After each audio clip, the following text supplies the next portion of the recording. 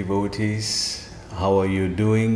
I pray that all is well with you and your families at this time. So we're moving on today to the 14th day of the Purushottam Mass Challenge, and we're moving on to the 13th verse of the Bhagavad Gita, chapter 15, text number 13. So today in Mayapur, there's a lot of construction going on the roads here. So we have a lot of background noise. Please forgive it as I could not edit it out. So we go on with the verse today. So Bhagavad Gita, chapter 15, text number 13. Gam avisya cha bhutani dharayam yaham ojasa Pushnami cho sadha sarvaha somo bhutva rasatmakaha. Translation: I enter into each planet, and by my energy they stay in orbit. I become the moon and thereby supply the juice of life to all vegetables. So let's read over the translation again carefully.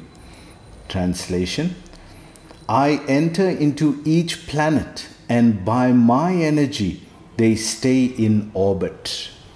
So Krishna is describing here his supreme form of Purushottam, the maintainer, the supreme Lord in this universe, Purushottamaha. And we've been hearing how he's the moon, Shashi, Yattad bhashate suryo yashashanko na pavakaha. I am the sun, the moon, and I am electricity and fire. And we're seeing now how he's maintaining each one of these things. The power behind each one of these things is coming from him. And therefore human beings and all life in this universe is dependent on this. So he's describing here that he is the person behind all of this.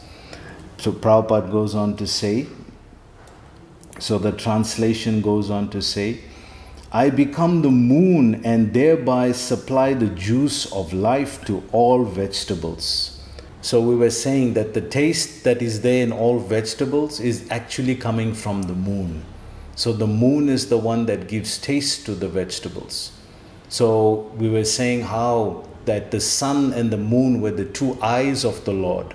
One sees in the day, one sees at night. One eye to see in the day, the sun, one eye to see at night, the moon. And in that way, he's always seeing everything around. He's aware of everything. So Prabhupada says in the purport, it is understood that all the planets are floating in the air only by the energy of the Lord. So we know, according to the modern science, that everything exists because of a big bang. And if a bang occurred, then everything gets thrown outward. And by it being thrown outward like that, it will definitely, there'll not be any uniform structure. It will just explode and fall into all different directions. So if that is so, then how come everything is so orderly in the universe? How come everything is so orderly that we were giving measurements yesterday from the distance of the sun and the earth. We were giving a description that the heat is just right. It's not too far, it's not too cold, it's not too hot. It's like they called it the Goldilocks effect.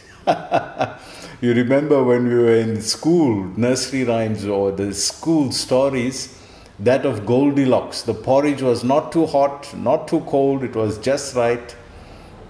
So this is called the Goldilocks effect. So how is that possible if everything was an explosion and it's expanding outward? So something is controlling it and holding it in orbit. Krishna is saying, I am that person. Prabhupada says here, the Lord enters into each and every atom, every planet, and every living being. That is discussed in the Brahma Samhita. It is said there that one plenary portion of the Supreme Personality of Godhead, Paramatma, enters into the planets, the universe, the living entities, and even into the atom. So we see in Brahma Samhita, 5th chapter, we have the 5th chapter of the Brahma Samhita. There were 100 chapters, but all have been lost to humanity. We only have access now to the 5th chapter. So in the 5th chapter of Brahma Samhita, this verse comes there, verse 40. Ekopyasyo rachaitam jagadanda koti yak shakti rasti jagadanda yat anantaha dandvanta rasta paramanu chayanta rastam govindamadi purusham tamaham bhajame. That all of these are held together. Ekopyasyo rachaitam. Each and every atom, each and every planet, everything is held to go. Yat shakti rasti jagadanda chayat anantaha. By his shakti, yat shakti rasti. By his shakti, everything is held. By his energy, everything is held into place. Andantarasta paramanu. Andantarasta paramanu chayantarastam. Every atom, every universe, it's all connected.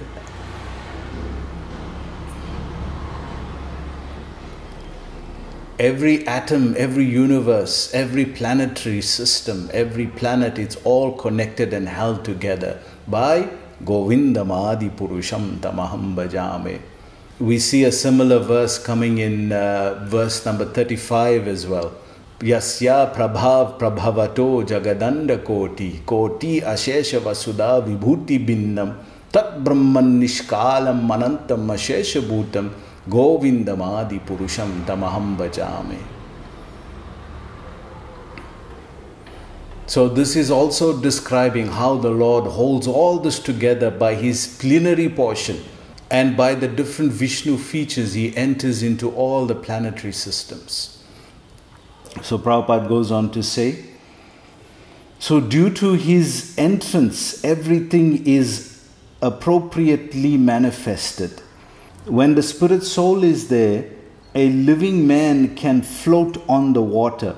But when the living spark is out of the body and the body is dead, the body sinks.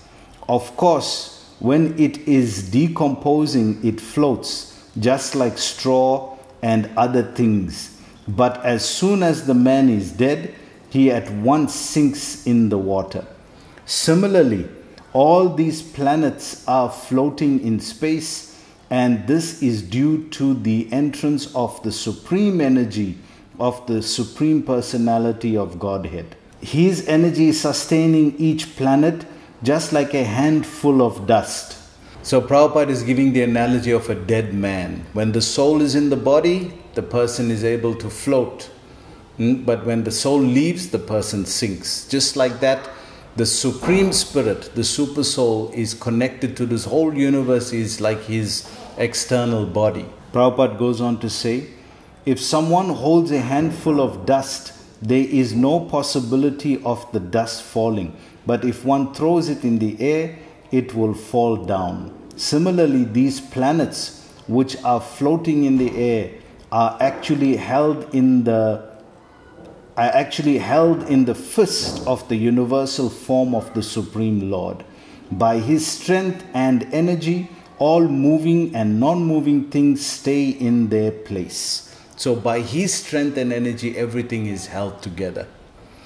Prabhupada goes on to say, it is said in the Vedic hymns that because of the Supreme Personality of Godhead, the sun is shining and the planets are steadily moving.